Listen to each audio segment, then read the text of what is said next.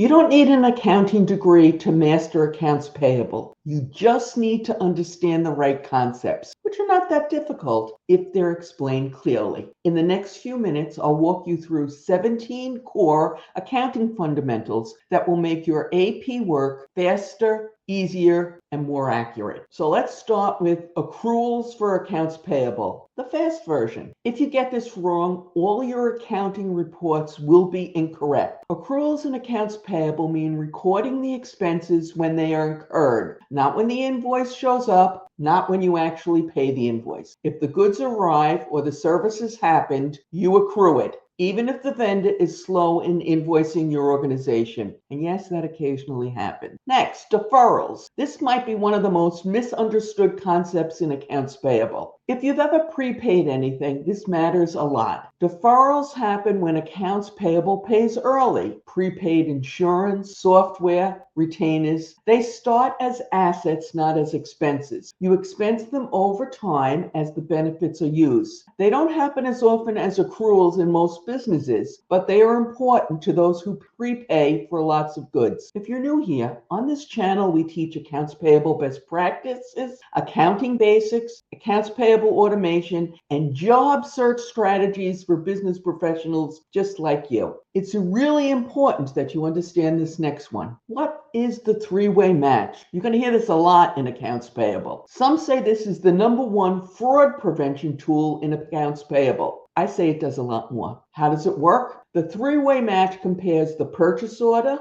the invoice, and the receiving report. If the quantity, price, or terms don't match, accounts payable stops processing the invoice and resolves the discrepancy. And that doesn't usually happen immediately. It's your shield against overbilling and fake invoices along with incorrect pricing. And it happens a lot. It's so critical that you understand this. We have a longer video on this topic, as we do on many of the other concepts I'm about to discuss. Moving right along, what is DPAO, or days payable outstanding, and who really controls it? This metric tells the CFO and others how well accounts payable is performing, but be aware, sometimes finance tinkers with it. DPO measures how long your company takes to pay its vendors. Higher DPO improves cash flow, but only if vendor relations stay healthy. Investors will take a rapidly increasing DPO as a sign of potential financial issues. So be aware about arbitrarily stretching. Quick favor, hit the like and the hype button so more professionals just like you can see this video. Credit memos, I like to call this the hidden surprise.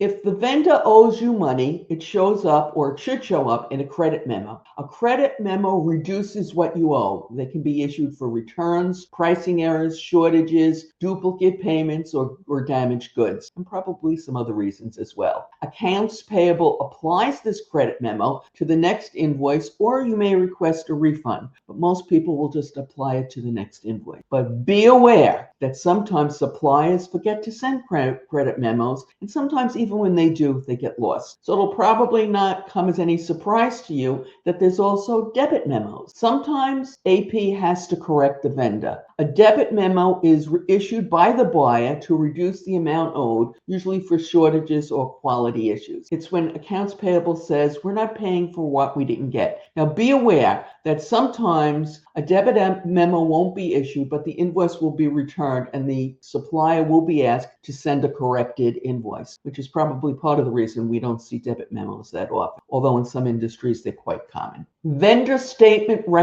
reconciliations, what are they? This is the fastest way to catch a vendor credit that you might be missing. And in fact, in many organizations, it's the primary reason they request vendor statements and do the reconciliation. A vendor statement reconciliation compares what they say you owe to what's in your AP ledger. Your supplier looks at it as a way of informing you about missing invoices. You look at it as a way of finding duplicate payments and unapplied credit. It is absolutely the best way to catch those supplier credits that you didn't know about. And surprisingly, there are a lot more of them than you might imagine. What is a purchase order or a PO. This is an absolute necessity if you want to make sure you aren't charged for things you didn't order. A purchase order authorizes a purchase before it happens. It locks in the price, the quantity, and the terms. Purchase orders, or POs, arm accounts payable with the information they need to back them up when there is a dispute over what's on the invoice. And believe me, there are plenty of them. So you might be thinking, does every invoice have a purchase order? No. So let's talk about what is a non-PO invoice. This might be the invoice type that causes the most headache. Non-PO invoices have no purchase orders backing them. Think about things like your utilities, your rent, subscriptions. Sometimes they require manual approvals, and this can slow accounts payable down. What is an aging report? If you manage cash flow, this is your dashboard or part of your dashboard. The accounts payable aging report shows unpaid invoices by due date. It helps accounts payable prioritize payments, avoid late fees, and manage vendor relationship. It is critical at year end or when an organization is experiencing financial difficulties. What are early pay discounts? This is one of my favorite topics, by the way. This is one of the few tangible places where accounts payable can literally save the organization money, and it's easy to prove. A lot of things we do in AP save the organization money, but you have no tangible way of proving it. Early pay discounts reward you for paying vendors early, but only if your purchasing staff has negotiated these. They are not automatic. A 210 net 30 discount is equivalent to a 36% annual rate of return. So you can understand why I'm so focused on it. Focus on these to make your CFO treasure accounts payable, but miss a few and watch some hotshot in finance pointed out at a big departmental meeting. If this is making accounts payable clearer, why not hit that subscribe button? What is duplicate invoice detection? This is a biggie. One of accounts payable's most expensive headaches, and it's critical that you prevent it. Duplicate invoices happen when vendors resend an invoice and accounts payable re-enters them. Good controls and sometimes automation will catch them before payment, okay? But don't just rely on your automation. Don't overlook the importance of this, because today about 25% of all invoices are sent twice because it costs hardly anything to send it by email. I'm not going to start ranting and raving about that. All right, what is the master vendor file? This can be really dangerous in AP if it's managed poorly. But of course, you're not going to manage it poorly. You're going to use all your best practice. The vendor master file stores the vendor name, address, banking information, and tax IDs used for making payments.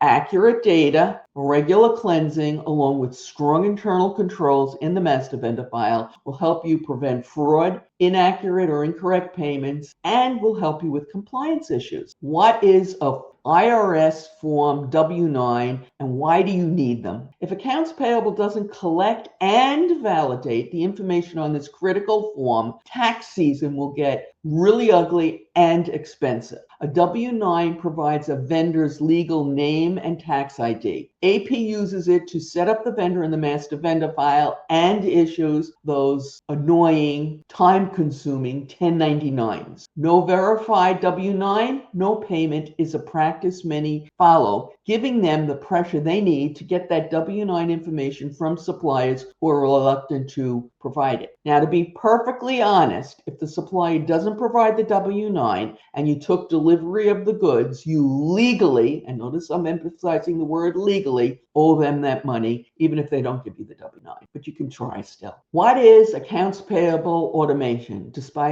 besides being the really hot topic in AP right now? Some say it's the future of AP, but I say it's already here. Accounts payable automation uses OCR, AI, and workflows to capture invoices, route for approvals, and process payments and schedule them. It cuts manual work, reduces error, and improves cycle time. And best of all, today, there is an affordable solution for virtually every organization out there. What is a journal entry? Some call journal entries part of the building blocks of the accounting function. And I think that makes a lot of sense. A journal entry records a business event using debits and credit. Every journal entry must balance. Controls around journal entries are critical, for many an unscrupulous employee has used journal entries to mask an ongoing fraud. So I like to say, have as few journal entries as you can reasonably have, but you're not going to get rid of them all. And they're a necessary tool. All right. What is chart of accounts? This rarely discussed concept is your company's financial roadmap, if you will. The chart of accounts is the master list of every account used to record transactions. If it's not in the chart of accounts, it doesn't exist on your books. Did you know that there's a huge fallacy associated with chart of accounts? Click here to make sure you don't fall into that insidious trap laid out by this chart of accounts misconception. Good luck.